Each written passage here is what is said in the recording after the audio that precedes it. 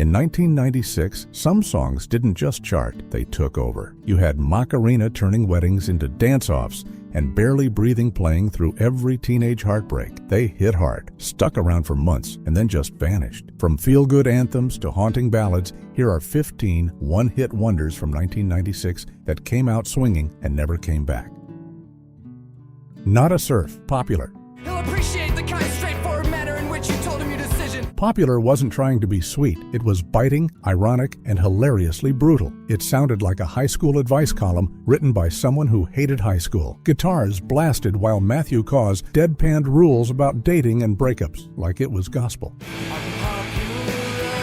The song climbed to number 11 on the modern rock charts and gave Nada Surf their brief moment in the spotlight. But they never cracked the mainstream again, and maybe that was the point. Popular was a rebellion wrapped in a hook. That rebellion echoed loud and proud, but the next voice came in quietly, less of a shout and more of a whisper that pulled you in close.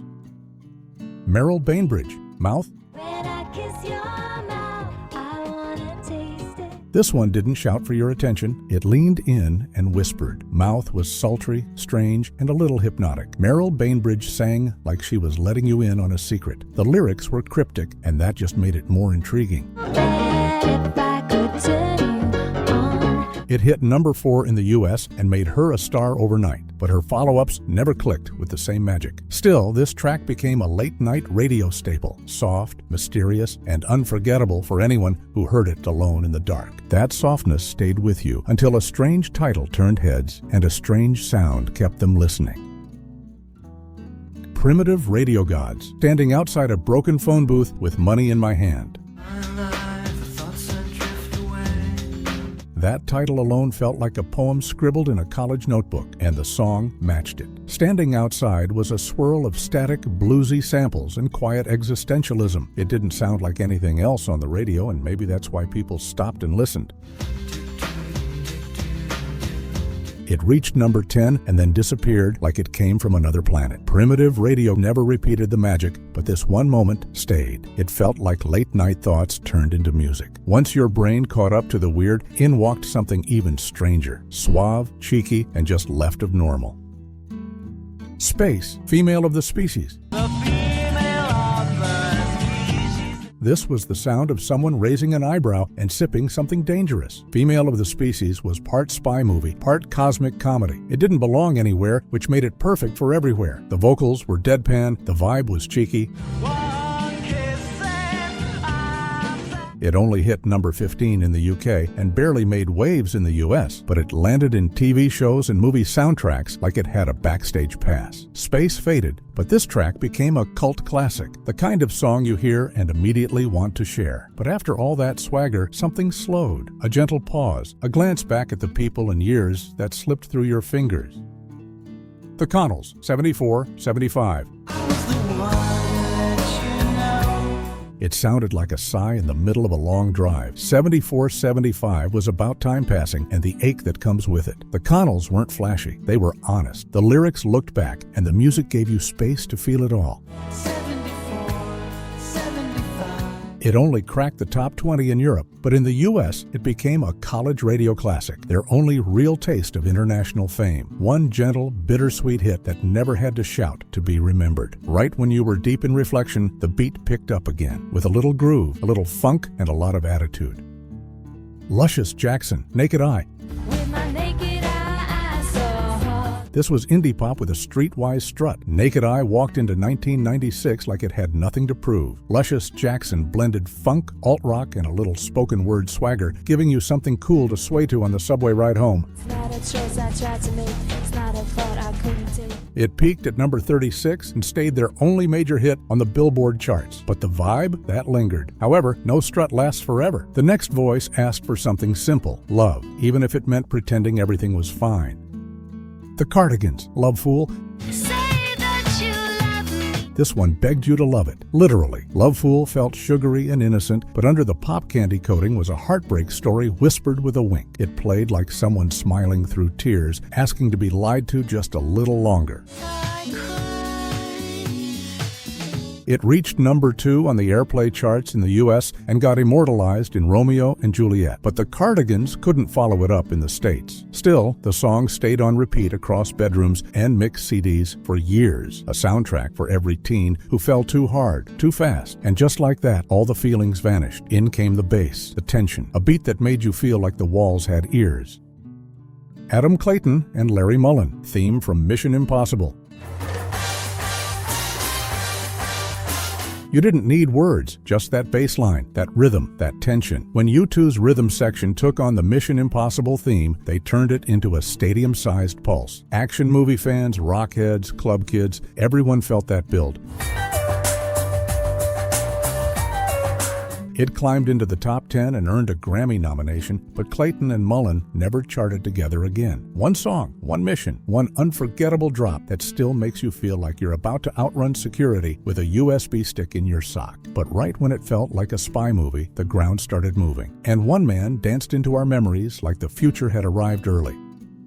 Jamiroquai, Virtual Insanity. It looked like a magic trick, a guy dancing on a floor that never stopped moving. Virtual Insanity sounded like Stevie Wonder met sci-fi and decided to throw a house party. Smooth vocals, jazzy keys, and a beat that slid under your skin.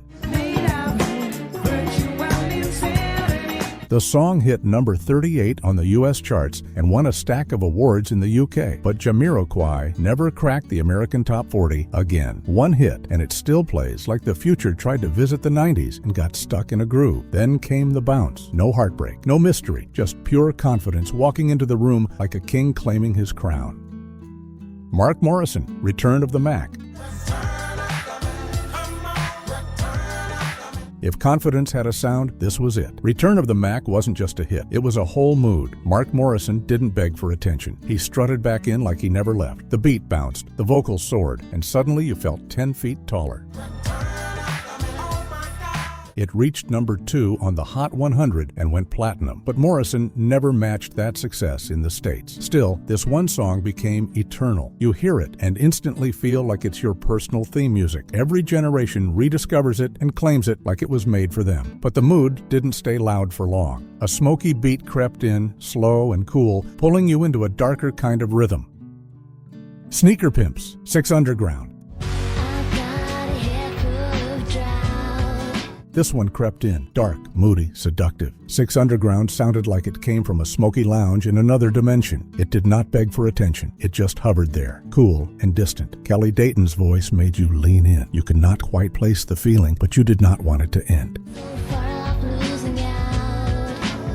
It became their only hit in the States, and when Dayton left the band, so did the magic. But for a moment, they gave the world a song that felt like a late-night secret passed between strangers. And when the haze cleared, only honesty remained. Just a voice, a guitar, and the kind of silence that says more than words.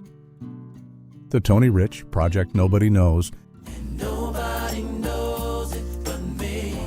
Sometimes the biggest songs are the quietest. Nobody Knows was stripped down, just a voice, a guitar, and a whole lot of pain. It was not flashy, it was raw. The kind of track you heard once and did not forget. A heartbreak anthem for anyone who kept their grief behind closed doors. I'm screaming at night if I thought you'd hear me. It climbed all the way to number 2 and stayed there, blocked from the top spot, but unforgettable anyway. Tony Rich never had another hit that reached this level, but with this one track, he told a truth that did not need repeating. Then came a song that skipped lyrics altogether. It did not need them. The melody spoke straight to the heart.